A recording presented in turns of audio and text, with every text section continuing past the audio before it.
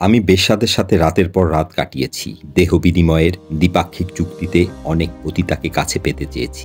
জানুয়ারির ৬ তারিখ, শীতকাল, ফার্স্ট ইয়ার। তখনও ক্লাস শুরু হয় নাই। ওই দিন আমি প্রথম হলে উঠি। হলে ওঠার মিনিট ২০-এর মধ্যেই জানতে পারি আমি ফকির রাসেল গ্রুপের রাজনৈতিক সৈনিক। ব্যাপারটা কেমন যেন রোমাঞ্চকর লাগলো। ইউনিভার্সিটিতে পা ফেলানোর আগেই আমার একটা গ্রুপ হইয়া গেল। আমার একজন নেতা আছে। এক লগে ৩০-৪০ জন মুভ করি, গ্রুপ বাইন্ধা মারামারি করি। এক গ্রুপে থ্রেড দিয়া আর এক গ্রুপে পিটাই। পুরাই ফিল্মি পিনিক। হলের প্রথম দিনেই ইমিডিয়েট সিনিয়ররা হলের ডুজ অ্যান্ড ডোন্টস জানাইয়া দিল। কই সালাম দিব, কই দিব না, সালামের সময় হাত কই থাকবো, মাথা কিভাবে ঝাঁকানি দিব, কখন প্রোগ্রাম, কার নামে স্লোগান দিব, কিভাবে দিব, ইত্যাদি ইত্যাদি। তালিম দেওয়ার পর ওই রাইতেই সবাইরে হল থেকে বাইর কইরা দেওয়া হইল রাত দেখার জন্য।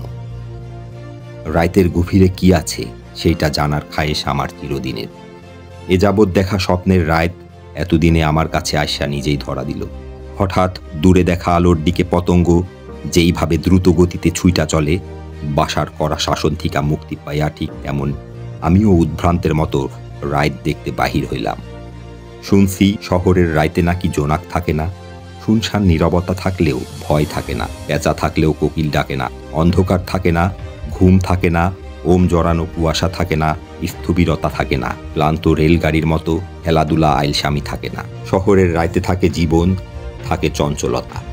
শহরের রাতের গভীরে থাকে উন্মাদনা, থাকে সওদাপাতির দেনা পাওনা। মাঘ মাসে শীতের রাত, আমি বাহির হইলাম রাত দেখতে। সাথে আসিল আমার স্কুলের বন্ধু সালাম।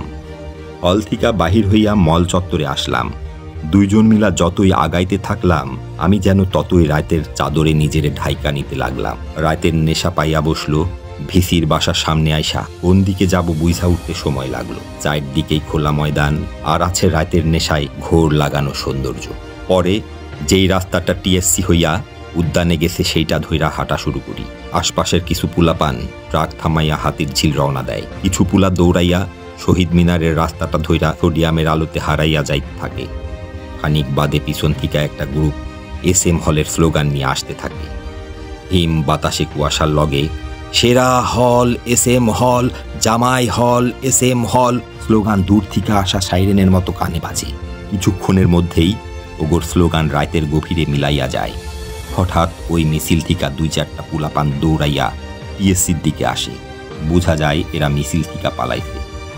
এই রাত নিকোষ কালো অন্ধকার রাত না, এই রাত দিনের থেকেও স্বচ্ছ।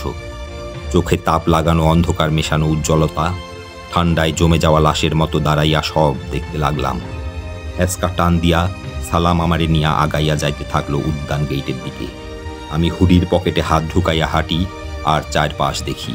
রাতের গভীরতার সাথে পাল্লা দিয়া ফুটপাতের ছোট ছোট কুপড়িগুলাতে সওদাপাতি বাড়তে থাকে। আরও আগাইয়া যাই। বাংলা একাডেমির সামনে আইসা দেখি একজন টুপি পরা দাড়িওয়ালা মুরব্বী লুঙ্গি কাছা দিয়া দৌড়াচ্ছে। আরও ৩০ টাকা, আরও ৩০ টাকা কইতে কইতে ওনার পিছনে একটা নাঙ্গা মাইয়া পায়জামার ফিতা বাঁধতে বাঁধতে ধাওয়া দিতাছে। আমাগোর সামনে বুকের ওড়নাটা পইরা যাওয়াতে মাইয়াটা বেশ শর্মিন্দা হইয়া যায়। রাস্তা থিকা ছো মাইরা ওড়নাটা বুকে নিয়া আবার নতুন খদ্দেরের আশায় কুপড়িতে ঢুইকা পড়ে। বুঝলাম এই মাইয়ার দিনের আলোতে জীবন চালানোর একমাত্র ইনভেস্টমেন্ট হইল রাতের অন্ধকার। পরে অবশ্য যাই না গেছিলাম এগোরে আমাগো ব্রাহ্মণ সমাজে না কুচাইয়া বেশ্যা বলে। বেশ্যাদের বাকির খাতায়ও আমাদের দিনের আলোর ভদ্রলোকদের বকেয়া থাকে। রাত গভীর হয়, বেশ্যাদের কাছে ভদ্রলোকদের দেনা পাওনার খাতাও দীর্ঘতর হয়। তয় এই পাওনা উঠাইবার লাইগা বেশ্যারা কোনো হাল খাতা করছে বইলা শুনি নাইকা। তবে শুনছি দিনের আলোতে রাষ্ট্রের কাছে সম্মানিত এই ভদ্রলোকেরা বেশ্যাদের বাকির খাতায় চিরকালই ঋণ খেলাপি বইলা বিবেচিত হয়। চারদিকে তখন জীবনের আনাগোনা। জীবন যেন রাতের গভীরে নতুন ভার্সনে পুনর্জন্ম নেয়। সব কিছুই আমার কাছে নতুন লাগে। আর একটু আগাইয়া গিয়া দোয়েল চত্বর হইয়া মেডিকেল মোড়ে গিয়া খাড়াইলাম। ওইখানে গিয়া মনে হলো নিজেরে খালি খালি লাগে। শীতের বাতাসের সাথে অজানা একটা শূন্যতা আয়সা বুকে ঝাপটা মারে। শূন্যতা কাটাইতে সালাম আর আমি সিগারেট ফুঁকতে ফুঁকতে শহীদ মিনারের কাছে আয়সা বসি, গল্প করি। শহীদ কাদরির কবিতা পড়ি, গলা ছাইরা গান গাই, কলিজা মোচড় দিয়া ওঠে। রাতের নেশার মধ্যে ডুবতে থাকি। জগন্নাথ হলের স্লোগানের আওয়াজ, শহীদ মিনারের পিছনের এক মহিলার চাপা গোঙানির শব্দ, ম্যাথ বিল্ডিংয়ের সামনের গাজাখোরটার ফ্যাসিবাদ বিরোধী গান, মেডিকেলের লাশ কাটা ঘর থেকে আসা অ্যাম্বুলেন্সের সাইরেন, এনএস বিল্ডিংয়ের সোনালু গাছে উইরা আসা পেঁচা, সব একসাথে আমার কবিতার লগে মিশা যায়। সবার সুরের লগে আমার সুর মিলামিশা একাকার হইয়া যাইতে থাকে। সবাই আমারে আপন কইরা নেয়, নিতে চায়। মনে হইতে থাকে এই নিকোষ কালো উজ্জ্বল রাত আমার অভাবে এতদিন পূর্ণতা পায় নাই। রাত বাড়তে থাকে, সকাল ঘনায়, আমিও হলের দিকে আগাইতে থাকি। হল গেইটে ঢুকতেই কাটাবন মসজিদের মুয়াজ্জিনের আজান কানে আইসা লাগে। আমি ঘুমাইতে যাই, বেশ্যা সওদা গুটায়ে নেয়। বেশ্যার খদ্দেররা ভদ্রলোকের সমাজে আসার প্রস্তুতি লয়। ওইদিকে শহীদ মিনারের পেছনের মহিলাটার গোঙানিও বন্ধ হইয়া আসে। গণরুমের উত্তর পাশে একটা চিপায় আইসা শরীরটা কোনো রকম দীপুর কম্বলের নিচে ঢুকাইয়া দিই। বেশ্যার বাকির খাতায় নিজের নাম লেখাইতে পারি নাই বইলা আফসোস বাড়ে। মোবাইল বাইর কইরা 3x দেখি। উত্তেজনায় বাথরুমে যাই, আইসা ক্লান্ত শরীরে তলাইয়া যাই গভীর ঘুমে। এরপর থেকে আমার আর দিন ভালো লাগে না। দিনেরে মনে হয় মেকি ধোকাবাজি।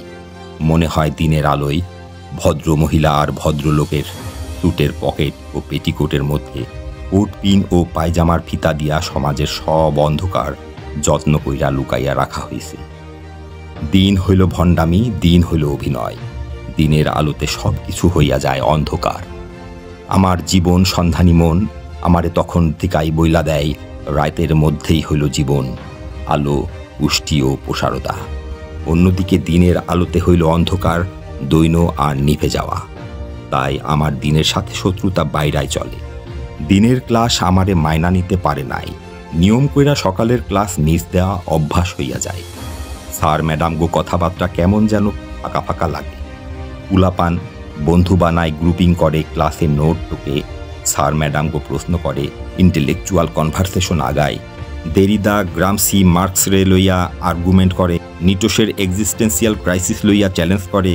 ক্লাসের পর লাইব্রেরি থেকে নোট নেয়, ক্রিটিসিজম না কি যেন খাতায় টুইকা নেয়, নোট বানায়, সাথে সাথে এক্সামিনেশনের প্রিপারেশন নেয়। আর আমি চাইয়া চাইয়া দেখি এরা সবাই নোট পড়ে আর আমি মানুষ পড়ি, শুধু মানুষ। শ্যাডোতে দাঁড়াইয়া লেবু পানি খাই আর রাতের আলোতে নাঙ্গা হওয়ার অপেক্ষায় থাকা মানুষগুলোর রং দেখি। বিজনেস ফ্যাকাল্টির সামনে আসলেই স্যুট বুট পরা পোলাপানগুলার নেটওয়ার্কিং, ডেভেলপমেন্ট, কানেক্টিভিটি, প্রোডাক্টিভিটি ইত্যাদি সুগার কোটেড কথা লইয়া ফাপড় দিতে দেখি। কিন্তু এইসব আমার কাছে মেকি লাগে। আমি হাঁটি আর মানুষ দেখি আর রাতের আশায় বৈশা থাকি। সারাদিন ঘুমাই, ক্লাস মিস দিই, চারুকলায় নাটক দেখি, বট গাছের নিচের মাইয়াগুলারে দেখি। চাইয়া দেখি কয়দিন আগে যে গ্রুপটা 7 জনের আসিল ওইটা এখন 3 জোড়া হইয়া গেছে। বাকি জন হয়তো জোড়া হইতে চাইছিল, কিন্তু সিস্টেমের কারণে কট হইয়া গেছে। রাত আসে, অন্ধকার দূর হয়, আলো পাল্লা দিয়া আগাইয়া আসে আর আমি জায়গা উঠতে থাকি। হল থিকা বাইর হইয়া পলাশির মোড় থিকা খিচুড়ি খাই। তখন অবশ্য এই সব খাবার টাবার ম্যাটার করতো না। তখন আর পেটের ভুক লাগতো না, সব ভুক তখন ছিল চোখে। জগন্নাথ হলের পিছনের রাস্তা ধইরা আগাইয়া যাই। শীতের রাতে পায়ের আঙ্গুলগুলা টাইনা আসে। আলাম পিছন থিকা বিড়ি দেয়, বিড়ি ফুইকা গরম হইতে চেষ্টা চালায়। হঠাৎ পিছন থেকে কাবজাবের আওয়াজ আসে। আগাইয়া দেখি গলায় তুলসীর মালা পরা আর কপালে তিলক দেয়া দিনের আলোর এক ভদ্রলোক খানকি কইয়া এক উলঙ্গ মহিলারে শাসাইতা। ওইদিকে ওই মহিলা উঁচা গলায় কইতাছে, কামকরণের সময় ঠিকই করবা মিয়া, কিন্তু টেকা দেওয়ার সময় আমি বেশ্যা। ধুতি খুইলা রাস্তায় ঝুলাইয়া দিমু বেটা। আমি আর সালাম হাসি। আমাদের রাইড দেখুন সবে শুরু। একটু আগাইয়া গিয়া গণতন্ত্রকামী গাজাখোর জয়নালের কবিতা শুনব। ওইদিকে শহীদ মিনারের পিছনের মহিলার গোঙানি আজ কয়েক রাত কানে আসে না। তয় ফ্যাসিবাদ টিকায়া রাখার প্রত্যয়ে স্লোগান ভাইসা ভাইসা কানে আসা শুরু হয়েছে। লাশ কাটা ঘর থেকে অ্যাম্বুলেন্সের সাইরেন তাংখারপুলের হানি ফ্লাইওভারের উপর দিয়া মিলাইয়া যাইতা। বেশ্যাদের খাতায় ঋণ খেলাপি স্বীকৃত ভদ্রলোকদের মনোরঞ্জনের রাষ্ট্রীয় আয়োজন চলতাছে। রাত নিজের মতো কইরা রোশনায় ছড়াইতাছে। জায়গা উঠতাছে রাত। মা নাই, বাপ নাই, আইন কানুনের বালাই নাই। আমি আমার নেতা। মন চাইলে ক্লাসে যাই, না চাইলে মাঞ্জামাইরা ঘুমাইয়া থাকি। রাত 2টা-3টা পর্যন্ত পলাশির মোড় থিকা গান বাজনা কইরা ঢাকা মেডিকেলের সামনে থিকা কাবজাব খাইয়া বেশ্যাদের খাতায় ঋণ খেলাপি না হইতে পারার আক্ষেপ নিয়া ফজর নামাজের আগে হলে আইসা শুইয়া পড়ি। মোবাইলের স্ক্রিনে উত্তেজনা মিটাই, শরীর ক্লান্ত হয়। কাটাবন মসজিদের আজান আইসা কানে লাগে, আর আমি তলাইয়া যাই গভীর ঘুমে। ঘুমানোর আগে ভাবতে থাকি, হিন্দু গরু খায় না, মুসলিম শুয়োর খায় না, তাইলে কি শুধু বেশ্যার মাংসটাই অসাম্প্রদায়িক?